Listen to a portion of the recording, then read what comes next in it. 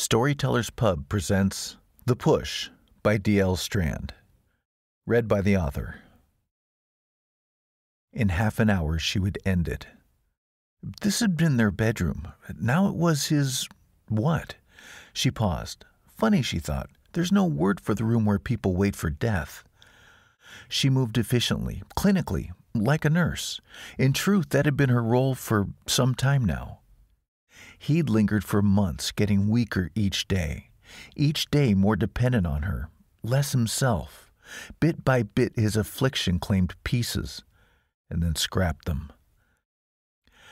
His sense of humor, the miraculous thing that made her fall in love with him, was one of the first things to go. It crumbled like stucco from an aging house, exposing the decayed structure within. From a bowl on the nightstand, she grabbed a warm, moist washcloth and cleaned the shriveled dead skin around the catheter, made sure it was secure. She couldn't see any redness, no blood in the bag. "You've had a good day, mister," she said. She glanced at her watch. 25 minutes now.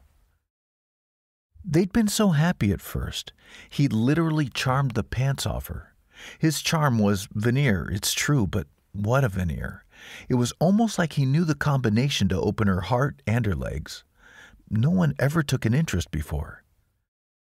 "Okay, up and over." She leaned him forward, fluffed the pillow behind his head, then carefully laid him back down into the bleached softness. Her friends at the lab threw her a combination wedding shower and goodbye party. They'd been girls like her, bookish, sharp, dedicated. It hurt letting them go, but that was the bargain. She'd traded camaraderie and independence for wedded bliss. She grabbed an IV bag and replaced the exhausted one on the stand. 22 minutes. She had to stop looking at her watch, she thought to herself. He'll notice. On her way out, she turned and paused in the doorway, surveying the room that had once been. Matching pieces of clean maple furniture superimposed in ghostly relief over the horror show of tubes and electronic machines. Her chores completed, she stepped into the living room, now cluttered with a bedroom set. Bourbon. Yes, a nice bourbon to calm her nerves. She stumbled through the clutter to retrieve a glass and his prized bottle. So much of her inheritance gone to feed his indulgences. She poured, just enough to smooth the edge, not enough to blur it. Its fire burned like panic in her mouth, then scorched her throat as she swallowed. Her watch showed 18 minutes. Exasperated, she forced her arm back to her side. She was making herself crazy. Time enough for a second drink, she decided, and took it to the sofa. She'd resigned herself to her work years ago. Lab coats, sterile vials, exacting work. It suited her. Never the girl anyone sought out in school, she'd found her place in science, the natural world. She understood the crawly things that repelled others. Their beauty lay in their quiet, deadly abilities. Their venom held such promise. Animals killed because they had to. There was no intended cruelty. So unlike people. At school, the pack ruled. If you weren't part of one, you were prey. Punished constantly for the crime of being different, not good enough, never accepted. Unforgivable.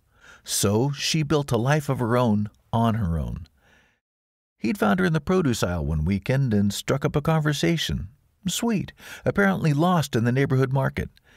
In short order, he'd invited himself for dinner and made it seem like it was her idea. Her plan weighed heavily on her.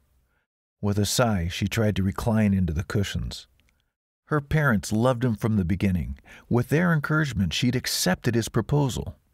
Their wedding album taunted her from the coffee table. If only they'd lived to see her now. She reconsidered. It's better they hadn't.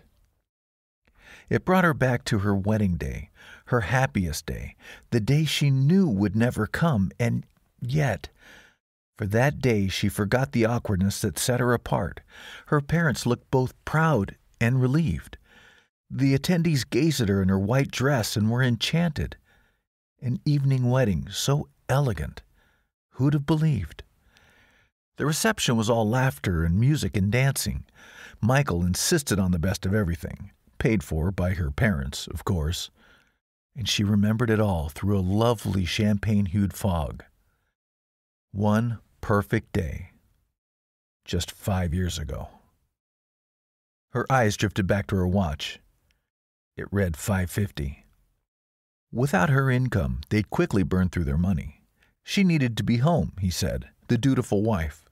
At the time, his needs had been more carnal, almost passionate. That faded quickly, though. She traded her lab coat for the wedding gown, and that in turn for a house dress. The exacting processes of research swapped for recipes. His personality could have filled their accounts with cash had he the drive to harness it, but no, he used it in other ways. She first heard the whispers at church, saw the shared looks of the other women. For a short time after the wedding, they accepted her as one of them, invited her to club meetings. No more. His infidelity made her unwelcome, pariah. To some, his dalliances were small things she should forgive. After all, what was she to expect? He was too good for her anyway. She should be grateful that he came home at night. She drowned in humiliation, self-loathing, familiar waters. It was school all over again. Worse, it shoved her face into the truth that she didn't deserve the love and fidelity others took for granted. She'd borne him no children. He didn't want them. She'd borne his insults, though, his belittling, even his beatings. But the betrayal, that was too much. Suck it up, Honeycup. In desperation, she reached out to her old colleagues. Let's get together, a reunion at the commissary. How she missed this life, the person she'd been, independent, intelligent, driven. Over chef salads, they envied her. But there was so much they didn't know. Her bargain was for life. No takebacks, no refunds. Fine. On an impulse, she rescued a tiny bottle, dropped it into her pocket, a simple thing. They never saw. She was done being a cliché. Just a quiet injection in the night, a slight pinch, the bite of a gnat, not even a twitch as she pushed her venom in. Then she watched as, over the months, it devoured his charm, his future, his life. The doctors puzzled over his ailments. As the pieces crumbled, they tested and discussed and probed. In the end, they watched too, as his world slowly collapsed. He'd endured so much pain at first, followed by numbing of the tips, fingers, toes, his manhood.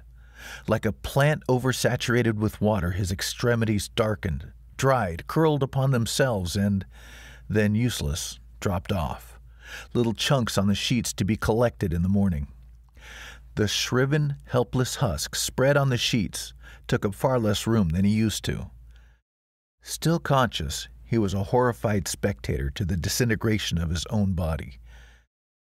Neighbors stopped her at church and the grocery store to tell her how brave she was. Such a good wife, such a rock. The congregation contributed casseroles and macaroni and cheese. He couldn't enjoy them, of course. You can't taste without a tongue.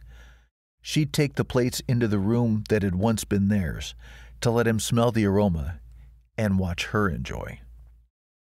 His eyes pleaded, "Let me die." Her gaze drifted down to her watch. 5:58. It was time. She'd almost missed it. The doctors sought to help. They'd provided the morphine, the release. She stepped into his room, displaying her merciful shot. Her heart racing, she wondered if she really had the courage to follow through. She moved next to him and stared into his eyes. Was that gratitude? Hope? He watched as she slowly inserted the needle into the bottle, inverted it, and drew out the fluid. The look on his face. Yes, he believed she'd do this for him. 5 years ago tonight, this very minute, she'd begun the walk down the aisle that led her here. She took a breath to summon her resolve, then stabbed the needle into her own arm and pushed. Smiling, she casually tossed the empty syringe onto the bed. "Happy anniversary, dear." Through a warm, luxurious fog, she watched his look turn from hope to shock. As he realized his horror would continue, no way to scream, no one could hear. She crumpled to the ground, knowing that his torment would continue for a time without her. Lying in his own waste, his bags drained dry, throat parched, and belly starved, he'd finally fade, knowing he'd been the author of his own demise, feeling the true consequences of his actions. She died satisfied and smiling, knowing she'd be waiting for him in hell.